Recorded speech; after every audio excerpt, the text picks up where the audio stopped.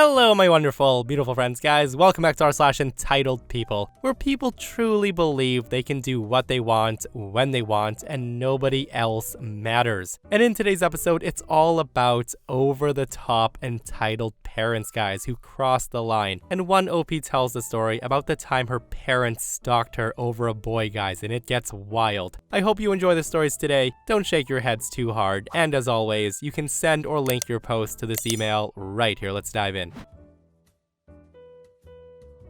So, for some background, I'm a 23-year-old female, and during my childhood, my parents ran a business together, and due to some hard times, they constantly fought. And I mean constantly. Almost every day, come to think of it. The fights would sometimes devolve into physical altercations where my parents would throw things at each other, and that was terrifying to me. I was an only child, so I think I'm the only person in the world besides them who knew how bad it actually got. To the outside world, we were a fairly normal family. When I was 6, my grandpa asked me what I wanted most for my birthday. Even then, I knew I wanted to escape, so I said a treehouse. My grandpa loved the idea, and I helped my grandpa with every single nail in that place, and it became my literal sanctuary when it was utter chaos in my house. I was there when it was 100 degrees outside. I was in there when it was below freezing. I painted it every year. I decorated it. I treated it like it was almost a religious retreat for me. I came home every summer from college and I cleaned, painted, and even slept in it most of the time. With that said, I moved out a year ago, but I also had fantasies that I could someday introduce my kids to my treehouse someday. In my ultimate pie-in-the-sky dreams, I thought about taking it apart board by board and reassembling it in my own yard. Yesterday, I get this email from my mom. She said very casually, "Oh, me and your father are tearing out that old oak tree with your ugly treehouse and finally putting in a gazebo with a hot tub. Aren't you excited for us?" And here's the thing. My parents always denied how much they scared me when they fought. And they also flat out deny that the fights got as bad as they did. They also say that since they found Christ, the fights and altercations have been forgiven, and that I should forgive them too. But I just can't forget. And now, threatening to tear down my special place seems like the ultimate admission that they either don't know or don't care how much they tormented me with their constant battles. So yeah, I'm crushed over this. Apparently it's coming down Saturday, and I can't get home to do anything about it. I asked politely if they could try to please save the pieces, and my mom just replied, "We're hiring laborers. I don't think they'll care enough to try. Thanks a lot, Mom." Update. So, the end story is I called my mom to please take several pictures of the treehouse for me, from several angles and inside. She was so rude and dismissive, and she just said something like, "Oh, Jenny, we don't have time for that, and you can't expect us to climb into that piece of junk, do you?" I was heartbroken all over again because she was callous. So I decided the only way that I was going to have any keepsakes was to fly home and either take the pictures myself or save as much of the wood as I could. So I bought a really expensive last-minute ticket home, and after I paid for the ticket, I remembered that maybe my neighbor would be willing to take some pictures for me. They're an elderly couple, but they had almost been like surrogate grandparents, and Mr. Smith prided himself on being in great shape, so I figured it couldn't hurt to ask him for pictures, just in case I don't make it home in time. And to say it was an odd conversation is an understatement. I'll just type it out to the best of my memory. So I call and say, "Hi, Mrs. Smith, it's Jenny from next door. Are you guys in town by chance?" Mrs. Smith replies, "Jenny, it's so good to hear from you. No, we're at our place in so-and-so. Is there something I can do for you? Is everything okay?" I tell her, "Well, not really. My parents are tearing down the oak tree with my..." Mrs. Smith then stops me right there and she says, "What? They're doing what?" I tell her they're tearing down that oak tree with my treehouse. Mrs. Smith then says, No, they can't do that. That's our oak tree." I just tell her, "Well, I think either Friday or Saturday they're having people over to cut it down." Mrs. Smith then says, "Jenny, I need to make some calls. I'm sorry, I need to let you go. I'll call you back." So I flew home early Friday morning. My parents had hired some laborers, but they weren't home, and they were well underway, tearing my treehouse down.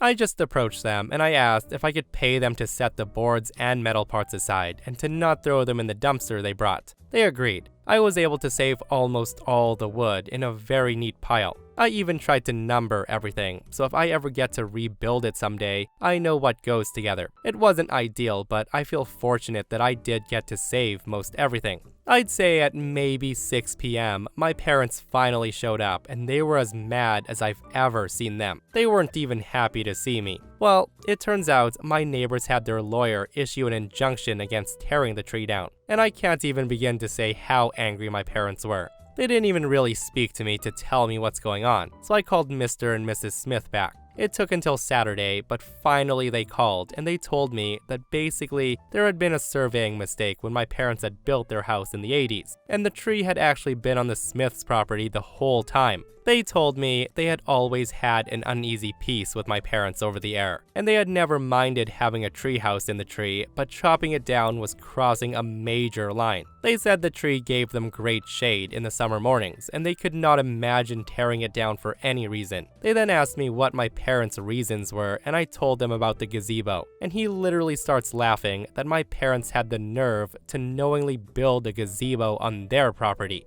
He said that he had always planned on legally deeding the property to my parents, since it was only about an 11-foot error along the entire property. But since he thinks my parents on purpose waited until he and Mrs. Smith were out of town to rip down the tree, he wasn't in the mood to do them any favors. Saturday was so awkward that I just spent the night at a friend's from high school. This morning, my dad said he wanted my crap off his property, so I called the Smiths back and they said they didn't mind if I just stored my wood in their barn as long as I needed. My parents weren't home, so I just left without saying goodbye. I had some boxes in the attic and I'm taking them to a friend's house and she's gonna ship them to me, so there's nothing left in the house for my parents to take their anger out on. Now, I don't know how this will affect our relationship, but the reality is, we haven't had much of one for a long time. I also don't have any attachment to my childhood home anymore, so there's nothing for me to really go home to. Thank you for taking the time to read this post. I'm just glad everything worked out for OP in the end, and she was able to save parts of her beloved treehouse. But what crappy, entitled parents, right? Like, if OP's parents are like this now, I can't imagine what they were like when she was growing up. And honestly, I bet OP could have built a castle in that tree and it still wouldn't have mattered. That thing would have come down regardless. And another thing, guys, not only are the parents entitled, they are incredibly ungrateful as well. Like, did they not realize that OP saved them a crap ton of money? If OP didn't message the neighbors, not only would the parents have had to pay for a hot tub and gazebo installation, they would have also had to pay for the tree they chopped down, which would have set them back several thousands of dollars, because tree law is no joke. With that said though, this person shares a really heartfelt and insightful comment about the situation. This person comments, "First, I want you to consider that a big part of what made that treehouse special isn't the tree, the boards, or the nails. It isn't the color or the decorations, the ropes, or ragged curtains. What made that place special was the effort you invested, the memories you have with your grandfather, and the memories of cold days and warm nights and sleeping outside. And those things, those feelings and memories will always be yours, untouched and untouchable by anything your parents say or do." Next, I'd like you to build on that idea, that this safe place of happiness existed not because of a tree or boards or nails, but because of the effort you put in shaping it and caring for it and making it your own. Which means you, your efforts, and your passions are the key to making places that feel safe and welcoming in your life. That means when you have kids, you can build a new treehouse with them. Teach them how to paint, how to nail, and that love can create a safe space. And that means that right now, wherever you live, there's a corner or closet or a room that you can decorate. You can invest time and effort and love into to make your own treehouse. I'm a 24-year-old female and I live on my own, out of my parents' house. I have a bit of a situationship going on with my friend, who we'll call David, also 24. We had a thing a few months ago, and now it's kind of happening again. It started out just hanging out and enjoying David's company, and then it slowly turned into more again. And the thing is, my parents knew about the first fling. David used to be inseparable from my dad. They were like father and son in a way. That is, until David and I had our little thing. Now my dad's trying to control him, telling him that he's to have no contact with me outside of a group chat we're all in. And we think this is stupid. A few weeks ago, we were hanging out and we went to Five Below to get snacks and to hang out. And that's where my parents walked in. And they don't even live in the same city as me. I live about 20 minutes away from them and they just randomly showed up at the store right by my house. They claimed it was to find batteries. At that point, my dad confronts David, and he said he told him not to be around me, and he told me he's not gonna care anymore and to not go crying to him when I get heartbroken. My mom texted me later, saying it was totally the Holy Spirit revealing that something was happening so they can intervene. I'm kind of glad it happened because after David and I left, that opened up a conversation about what's going on between us. We both enjoy our company and we both have feelings for each other, but we're taking it slow. While we're talking, my dad's texting me 3-page essays on why I'm stupid for not doing what he says, and that he's no longer invested, and how I'm not his daughter anymore. He told me that David only wants me for one thing, and he doesn't care about me as much as he says he does. He also said that if David is in love with me, that he would ask him for permission to date his daughter and play by his rules. David told me that he does really care about me and that that's a lie that he doesn't. Anyways, we decide to continue hanging out, especially since my dad said he no longer cares. We both have annual passes to Disneyland, so we decide to go together after work. While we're there, my mom and dad texted me asking if I was at Disneyland.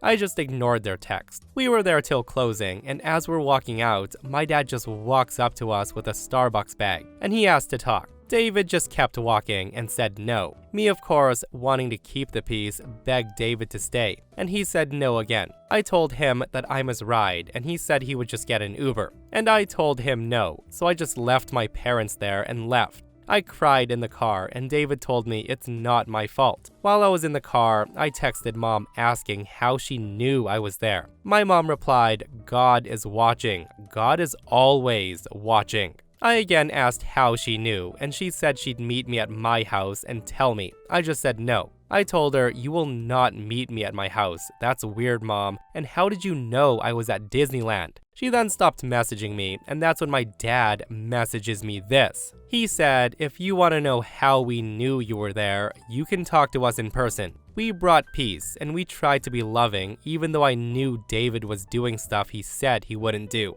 I just want him to care for you as much as I do and your mother does. But you're gonna find out, honey, and that's really sad. He had every opportunity right there in front of us to confess his love for you and ask us for permission to date you. We could have had a good discussion, but instead, he was a coward and he ran away. David is a coward. So from here on out, you are not to come to my home. You are no longer allowed in my home. You are no longer welcome in my home. We can meet in public to talk about how we knew you're at Disneyland, because we had every intention of telling you, and that was gonna be a part of the conversation. I've never lied to you, and I never will. I do not have anything to hide. That conversation could have been great, and we're still willing to have it, but David sadly isn't. I did nothing to him to deserve the treatment that we got from him, and I've always treated him like I would a good son, and I hope and pray that he doesn't do what I know he's going to do.